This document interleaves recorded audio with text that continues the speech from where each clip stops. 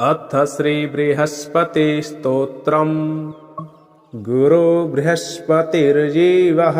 सुरार्चार्यो वेदाम्बरः वागीशो धिष्णो दीर्घस्म श्रुः पीताम्बरो युवा सुधादृष्टिग्रहाधीशो ग्रहपीडापहारकः दयाकरः सौम्यमूर्तिः सुरार्च्यः कुम्भलद्युतिः लोकपूज्यो लोकगुरुर्नीतिज्ञो नीतिकारकः तारापतिश्चाङ्गिरस्यो वेदविद्यः पितामहः भक्त्या बृहस्पतिं स्मृत्वा नमान्येतानि यः पठेत् अरोगी बलवान् श्रीमान् पुत्रवान् स भवेन्नरः जीवेदवर्षतं मर्त्यो पापं नश्यति यः पूजयेद गुरुदीने पीतगन्धक्षताम्बरैः पुष्पदीपोपहारैश्च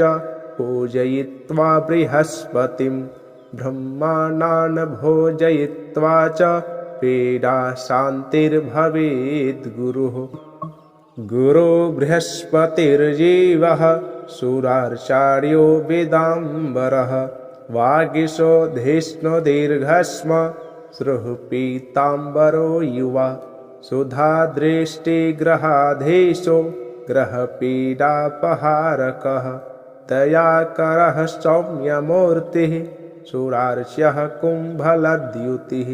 लोकपूज्यो लोकगुरुर्नीतिज्ञो नीतिकारकः तारापतिश्चाङ्गिरस्यो वेदविद्यः पितामहः भक्त्या बृहस्पतिं स्मृत्वा नमान्येतानि यः पठेत् अरोगी बलवान् श्रीमान् पुत्रवान् स भवेन्नरः जीवेदवर्षतं मर्त्यो पापं नश्यति यः पूजयेद गुरुदीने पीतगन्धक्षताम्बरैः पुष्पदीपोपहारैश्च पूजयित्वा बृहस्पतिं ब्रह्माणान् भोजयित्वा च पीडा शान्तिर्भवेत् गुरुः। गुरो बृहस्पतिर्जीवः सुरार्चार्यो वेदाम्बरः वागीशो धिष्णो दीर्घस्म श्रुः पीताम्बरो युवा सुधादृष्टिग्रहाधीशो ग्रहपीडापहारकः दयाकरः सौम्यमूर्तिः सुरार्च्यः कुम्भलद्युतिः लोकपूज्यो लोकगुरुर्नीतिज्ञो नीतिकारकः तारापतिश्चाङ्गिरस्यो वेदविद्यः पितामहः भक्त्या बृहस्पतिं स्मृत्वा नमान्येतानि यः पठेत् अरोगी बलवान् श्रीमान् पुत्रवान् स भवेन्नरः जीवेदवर्षतं मर्त्यो पापं नश्यति यः पूजयेद गुरुदीने पीतगन्धक्षताम्बरैः पुष्पदीपोपहारैश्च पूजयित्वा बृहस्पतिं ब्रह्माणान् भोजयित्वा च पीडा शान्तिर्भवेत् गुरुः। गुरो बृहस्पतिर्जीवः सुरार्चार्यो वेदाम्बरः वागीशो धिष्णो दीर्घस्म श्रुः पीताम्बरो युवा सुधादृष्टिग्रहाधीशो ग्रहपीडापहारकः दयाकरः सौम्यमूर्तिः सुरार्च्यः कुम्भलद्युतिः लोकपूज्यो लोकगुरुर्नीतिज्ञो नीतिकारकः तारापतिश्चाङ्गिरस्यो वेदविद्यः पितामहः भक्त्या बृहस्पतिं स्मृत्वा नमान्येतानि यः पठेत् अरोगी बलवान् श्रीमान् पुत्रवान् स भवेन्नरः जीवेदवर्षतं मर्त्यो पापं नश्यति यः पूजयेद गुरुदीने पीतगन्धक्षताम्बरैः पुष्पदीपोपहारैश्च पूजयित्वा बृहस्पतिं ब्रह्माणान् भोजयित्वा च पीडा शान्तिर्भवेद् गुरुः। गुरो बृहस्पतिर्जीवः सुरार्चार्यो वेदाम्बरः वागीशो धिष्णो दीर्घश्म श्रुः पीताम्बरो युवा सुधादृष्टिग्रहाधीशो ग्रहपीडापहारकः दयाकरः सौम्यमूर्तिः सुरार्च्यः कुम्भलद्युतिः लोकपूज्यो लोकगुरुर्नीतिज्ञो नीतिकारकः तारापतिश्चाङ्गिरस्यो वेदविद्यः पितामहः भक्त्या बृहस्पतिं स्मृत्वा नमान्येतानि यः पठेत् अरोगी बलवान् श्रीमान् पुत्रवान् स भवेन्नरः जीवेदवर्षतं मर्त्यो पापं नश्यति यः पूजयेद गुरुदीने पीतगन्धक्षताम्बरैः पुष्पदीपोपहारैश्च पूजयित्वा बृहस्पतिं ब्रह्माणान् भोजयित्वा च पीडा शान्तिर्भवेद् गुरुः। गुरो बृहस्पतिर्जीवः सुरार्चार्यो वेदाम्बरः वागीशो धिष्णो दीर्घश्म श्रुः पीताम्बरो युवा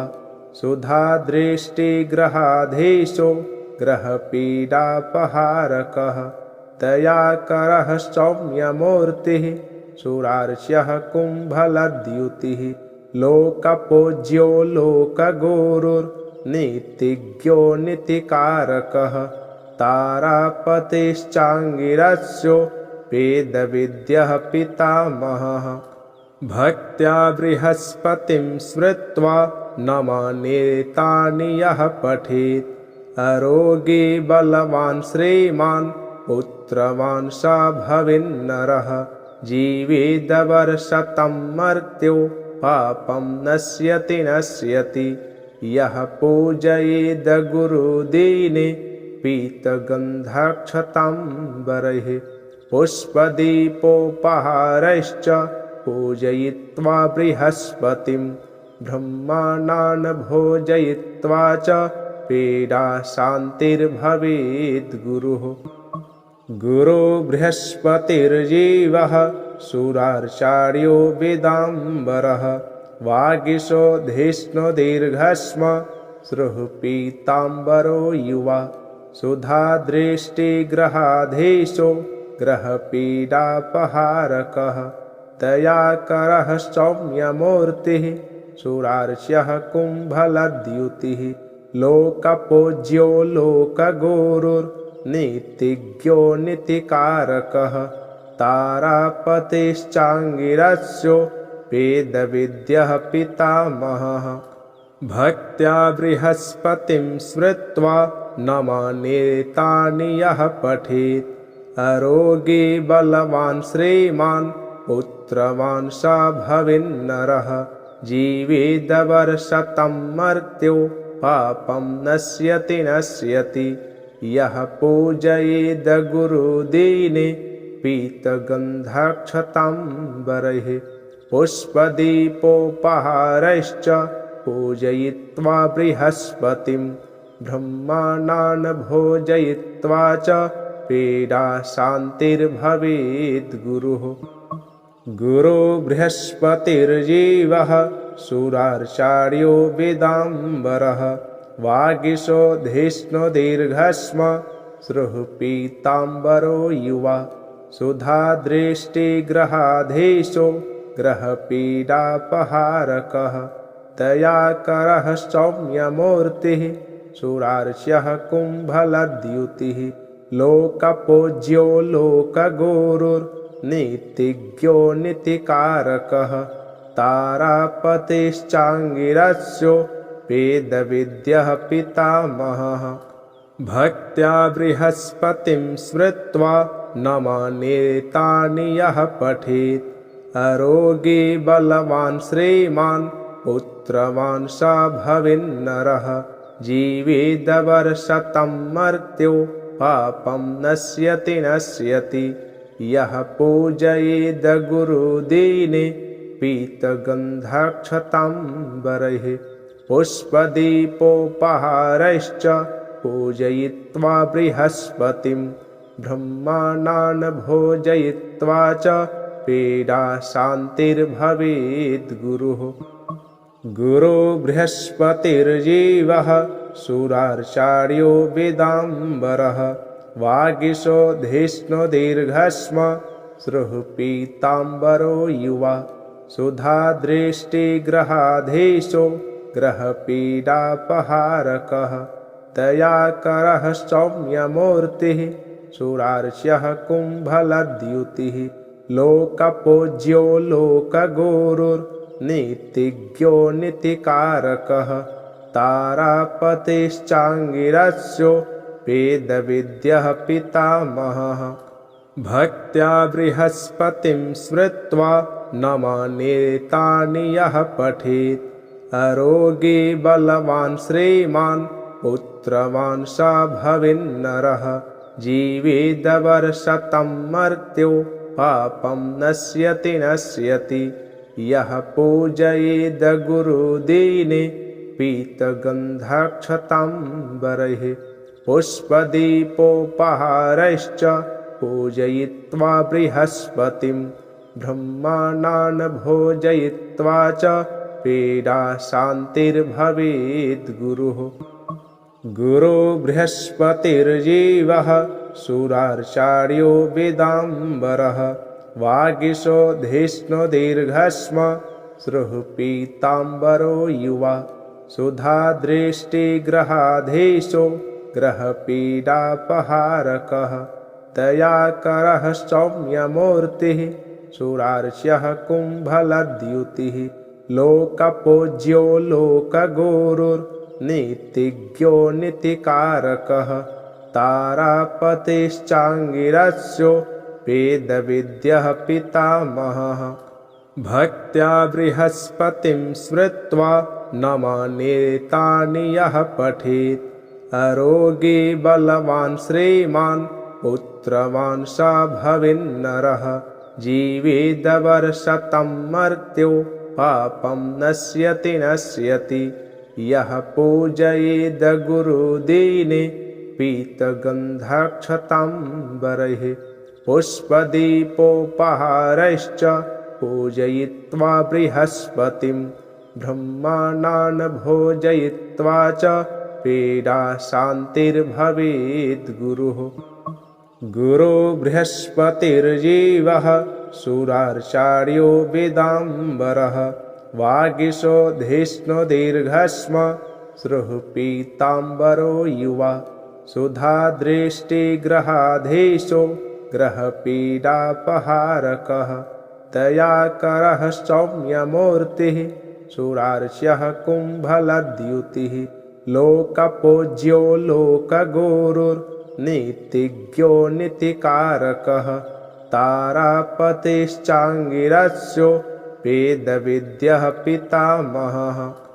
भक्त्या बृहस्पतिं स्मृत्वा न मान्येतानि यः पठेत् अरोगी बलवान् श्रीमान् पुत्रवान् स भवेन्नरः जीवेदवर्षतं मर्त्यो पापं नश्यति यः पूजयेद गुरुदीने पीतगन्धक्षताम्बरैः पुष्पदीपोपहारैश्च पूजयित्वा बृहस्पतिं ब्रह्माणान् भोजयित्वा च पीडा शान्तिर्भवेद् गुरुः इति श्री स्कन्दपुराणे श्रीबृहस्पतिस्तोत्रम् सम्पूर्णम्।